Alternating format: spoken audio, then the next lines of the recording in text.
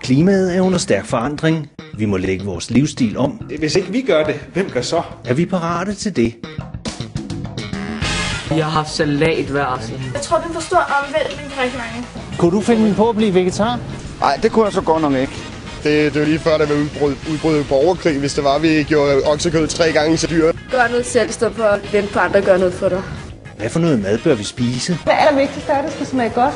Og hvordan skal vi dyrke det? Langt hen ad vejen er det jo faktisk så heldigt, at klimavenlig mad og sundhedsfremmende mad, det falder nogenlunde sammen. Folk mangler bare deres daglige sukkerchok. Denne film handler om, hvordan vi må lægge vores madvaner og hele landbruget om af hensyn til klimaforandringerne. Vi har vel et ansvar. Min favorite mad, det er en stor, saftig rød bøf med flødekartofler. Og det ansvar. Det er en ting, vi skal stå sammen om.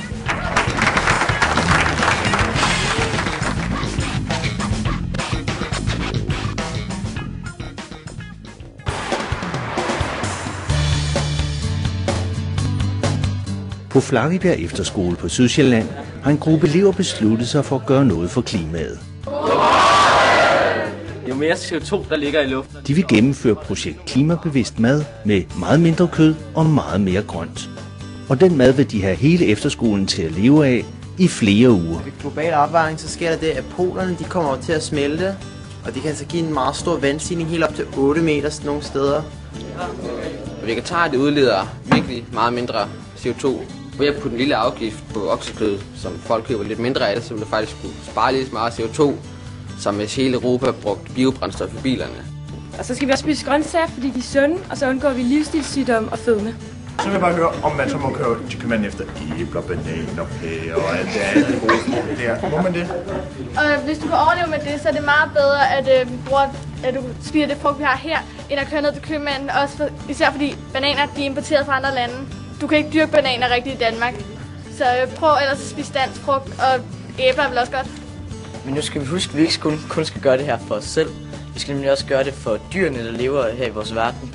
Fordi når global opvarmningen kommer, så det er ikke sikkert, at alle dyr kan nå at tilpasse til det, og så kommer der til at være dyrearter, som uddør. Man kan gøre meget lidt, som betyder rigtig meget, hvis alle gør det. For eksempel skære lidt ned på sit slik. Gør noget selv, i stedet for at vente på andre gør noget for dig. Vores mål for den her uge, det er at halvere vores CO2-forbrug. Det er en ting, vi skal stå sammen om.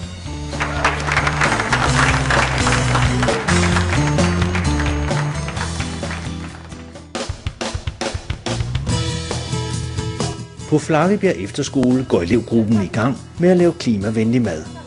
Det første måltid er en lang række uden kød. Det vi skal lave i dag, det er, at vi skal lave chili sin carne. Det betyder chili uden kød. Eksperimentet går altså ud på, om 140 elever kan leve udelukkende af klimavenlig og sund mad i 2 uger. Altså ingen slik og ingen sodavand.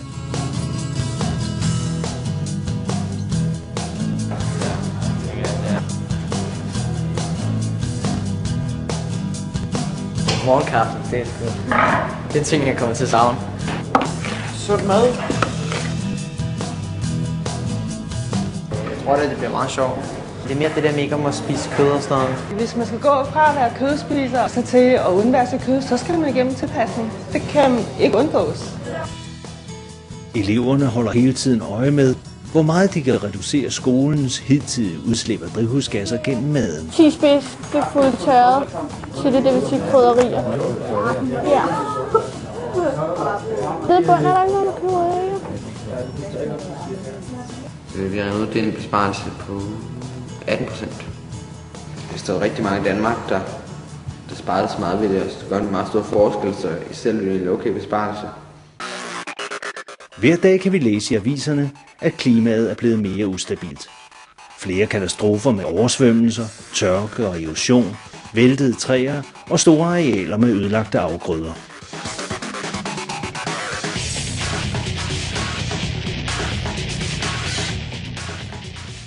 Klimaforandringerne har store konsekvenser for natur og landskab og for landbrugsproduktionen.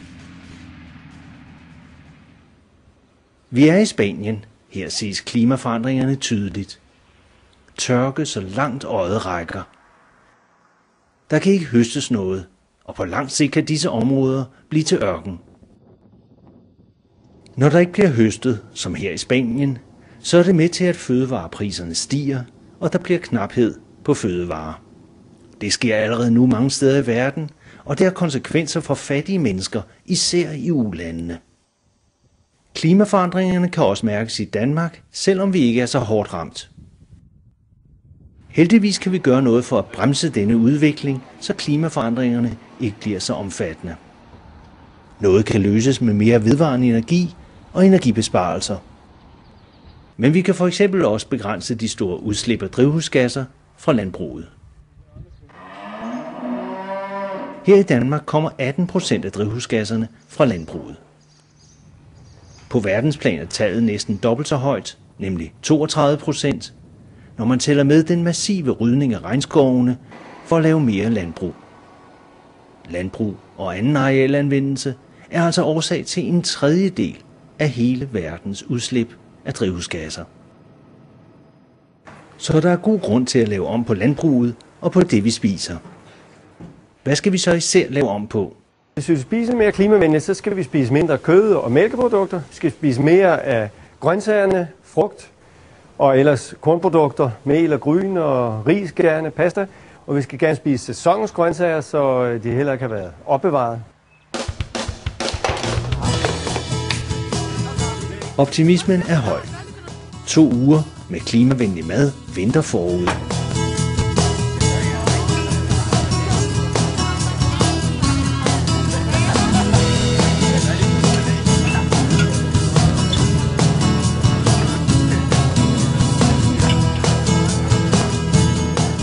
Om aftenen fører de videodagbog. Den første dag, det var jo slet ikke noget problem. Det var bare sådan det mad, som vi normalt også får 1 gang om ugen. Ja, man savner ikke rigtig kød. Nej. Da vi fik vegetarlasagne her den anden dag, der var det slet ikke slemt. Man manglede ikke kød på nogen måde. Jeg synes, at generelt har folk været meget gode til det og sådan noget. Og sådan været henne og sige stolt sådan til mig, sådan, ej, jeg har slet ikke spist noget slik i dag og sådan nogle ting. Det synes jeg er ret fedt. Det er nu gået meget fint, og jeg tror godt, jeg kunne leve sådan her. Jeg skulle bare lige vende mig til det, ikke? Hvis klimaforandringerne får frit løb, så vil Danmark for alvor se anderledes ud. Så for at undgå det, så skal udslippet af drivhusgasser ned, langt ned. Om bare 4 årtier, så skal det ned på 1/5 af, hvad det er i dag. Ellers har forskerne beregnet, at klodens temperatur vil stige med mere end 2 grader i gennemsnit. Og netop fødevarene er et af de steder, hvor vi kan skære ned på CO2-forbruget. For at lave 1 kilo oksestik, så udleder man i gennemsnit 42 kilo af klimagassen CO2, 42 kilo mod bare 1/5 kilo, når det handler om kartofler. Så mindre kød, ost, mælk og æg og meget mere grønt, det er vejen frem for at leve mere klimavenligt. Og det er samtidig godt for sundheden. Og så giver det ulandene mulighed for at spise bedre.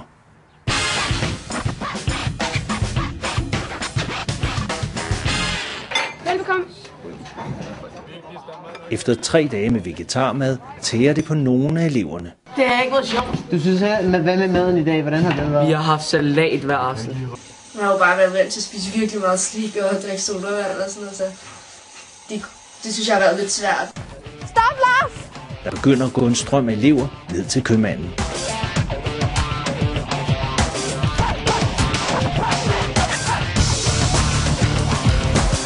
Vi vil bare spørge, hvorfor I tager til Brugsen, og vi har så stærkt opfordret til, at vi vil meget gerne have, I ikke til Brugsen. Det er fordi, at